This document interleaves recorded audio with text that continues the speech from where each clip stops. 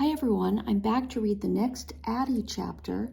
This is chapter 2 from Addy's book 2 from 1864, and chapter 2 is called Freedom. Addy stood at the window of the garret, gazing out at the street below. A week had passed since she and Mama had arrived in Philadelphia, and nothing magical had happened at all. Back on the plantation, Addy had dreamed about being free in the North. She'd wear fancy dresses, she'd learn to read and write, she'd spend more time with Mama. She had imagined that everything would be magically better when she was free. But so far, freedom wasn't the way she dreamed it would be. Mama worked long hours in the shop, and she spent her day making dresses for rich women, working just as hard as she had on the plantation. But back there, if Addy didn't have a chore to do, she could find Mama and sit with her while she worked. Not here. Addy had gone down to the shop on Mama's first day, but Mrs. Ford made it clear that Addy was not to be in the shop while Mama was working. And so Addy spent her days in the hot room in the attic. The window didn't bring Addy much joy. Sometimes a small breeze pushed through it, but the air was foul, and Addy could smell soot, rotting garbage from the street, and the fishy scent from the harbor. The window let in all kinds of noises, too. Trains clanged in the distance. Ships in the harbor sounded their deep, lonely horns. Although Addy didn't like being alone in the room, she was too scared to go out by herself. She didn't know her way around. She couldn't read the street signs, and the crowds of people in the streets frightened her. Sarah had told Addy that she once had seen a boy pushed into a path of a speeding wagon. Both his legs had been crushed. The only time Addy went downstairs during the day was to go to the privy. 10 families used the same privy. It sat in the middle of a dark, filthy alley. The privy smelled awful, and the alley did too. People threw all sorts of things into the alley: dirty water, table scraps. At night, rats prowled through the piles of garbage. Addy had seen Sarah only once, at church on Sunday. Sarah's mother was a washerwoman, and Sarah helped her, so she had little time to play. Addy longed for baby Esther, Sam, and Papa more than ever, but she didn't tell Mama. Addy was lost in her thoughts when she heard someone running up the stairs. She opened the door and saw Sarah. "I'm so glad you're here," Addy exclaimed. "Ain't you got to help your Mama today?" "I do," Sarah said. "She sent me to the store for some bluing and a cake of soap. She said I could stop by here for a minute. And guess what?" Sarah went on. "Your Mama said you could come with me." Addy was so happy. She took Sarah's hand, and they ran down the stairs. When they got outside, Sarah said eagerly, "School starts next week. I can't wait." "Me neither," Addy said excitedly. "You can sit with me," said Sarah. "We got double desks, and you can be my desk partner." "Good," agreed Addy, though she couldn't imagine what a double desk looked like. "My Mama is letting me wear my Christmas dress from last year to the first day of school," Sarah went on. Addy looked down at her dress. It was the same pink one she had worn when Sarah met her at the pier. "Do the girls dress real fancy at school?" she asked. "Some do," Sarah answered. "There's this one girl named Harriet. She got lots of pretty dresses." "It sounds like she's rich," Addy said. "Compared to us, she is," shrugged Sarah. "Her Mama don't work." They came to a curb and waited for a wagon to go by. It was the biggest one Addy had ever seen. The wagon was drawn by 2 horses and packed with people, some sitting, some standing. "What kind of wagon is that?" Addy asked. "It's a streetcar," Sarah explained. "Streetcars go all over the city to take people to different places." "Let's get on it," Addy said as they crossed the street. "It looks like fun." "We can't ride it," Sarah said, "even if we had money for the fare, which we don't." "You mean children got to ride with their Mama and Papa?" asked Addy. "No," Sarah said. "I mean they don't let colored people ride on the streetcar." Addie looked confused. It's true, Sarah said. There is a few streetcars for colored people to ride on, but we can only ride on the outside platform, even if it's raining or snowing. And they charge us colored folks the same fare they charge whites. Well, that ain't right, Addie said. It ain't, but it's the way things is, Sarah said. When Mama came to bed that night, Addie told her about the streetcars. This where freedom's supposed to be at? Addie said. There ain't supposed to be things colored folks can't do. Honey, you're right, Mama said, turning over the pillow so that the cool side touched Addie's cheek. But there's more to freedom than riding a streetcar. There ain't nobody here that owns us and beats us and works us like animals. I got me a paying job. You can go to school and learn to read and write. And when you got an education, you got a freedom nobody can take from you.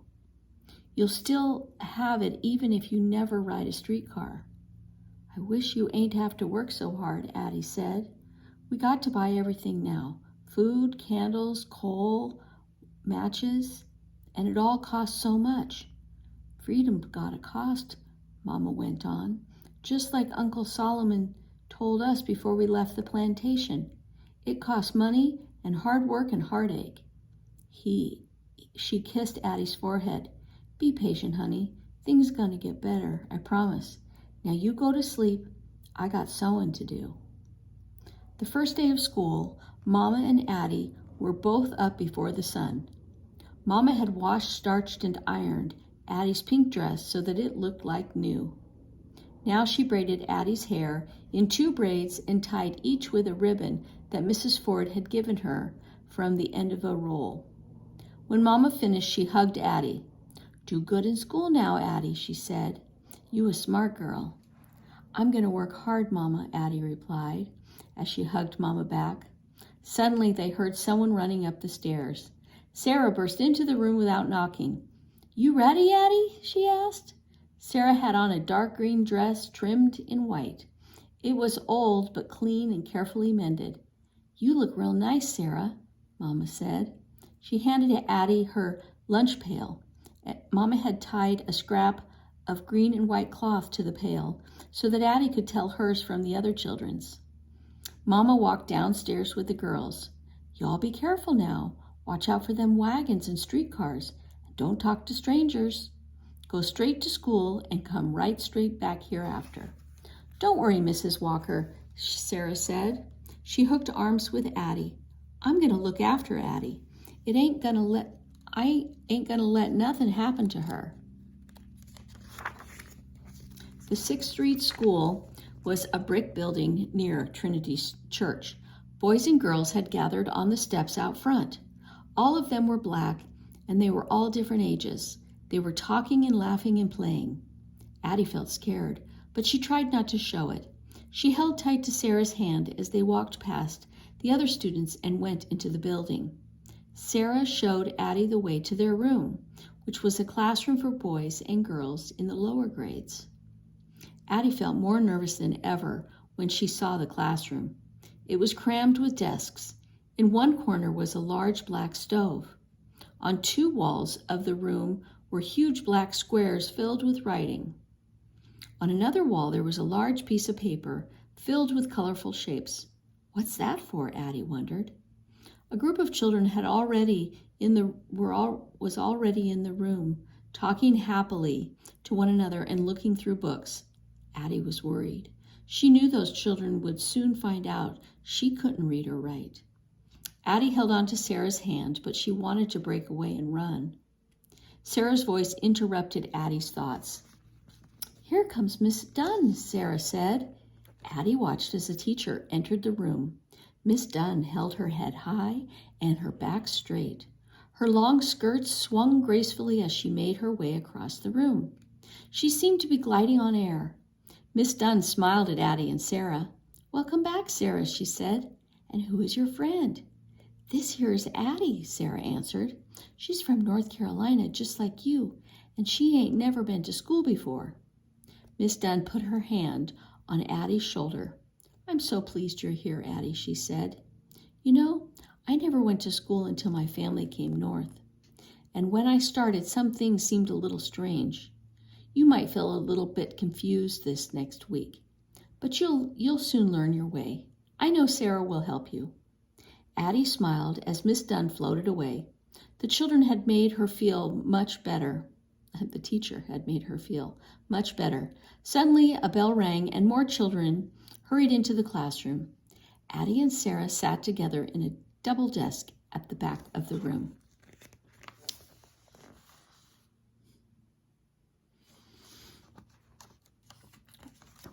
When everyone was seated, Miss Dunn said, "Good morning, boys and girls. I am Miss Dunn." She pointed to her name on the blackboard. "I know many of you, but I see some new faces. I want you children who have been here before to help the new students feel a part of our class. If we help each other, I know we will enjoy the year together. Tomorrow I will assign permanent desk partners." Miss Dunn asked every student to stand up and state his or her name, and then she announced that the class would spend the morning copying the board. "Sarah," she said, "please help Addy to copy the alphabet." "Yes, ma'am," said Sarah. Sarah was a patient teacher. She showed Addy how to hold the slate pencil and how to form the letters of the alphabet. Addy tried to hold the pencil the way Sarah did, between her thumb and first two fingers, but it kept sliding. Her letters looked shaky. Addy finally wrapped her entire hand around the pencil, and even though the letters were slowly formed with squiggles and rough. Miss Dunn stopped to look at Addy's slate. "You're doing fine," she said. Then she wrote something on the side of the slate. "This is your name," she said. "I want you to practice it." Addy stared at the letters. It was the first time in her life that she had seen her name written down. Addy tried to copy the letters carefully, but her slate pencil broke because she pressed down so hard. The letters wobbled across her side of the slate in a crooked row. Addy erased them and started again. This time they looked more like Miss Dunn's letters. Sarah looked at Addy's slate. "That's good, Addy," she said kindly. "I can read that, plain as day. A-D-D-Y. Addy had to smile. It had been a struggle, but she had written her own name, just as she dreamed she would, and she had found something she had not even dreamed of when she worked in the tobacco fields. In Sarah, she had found a friend. All right, and that is the end of chapter 2, and next time we'll read chapter 3.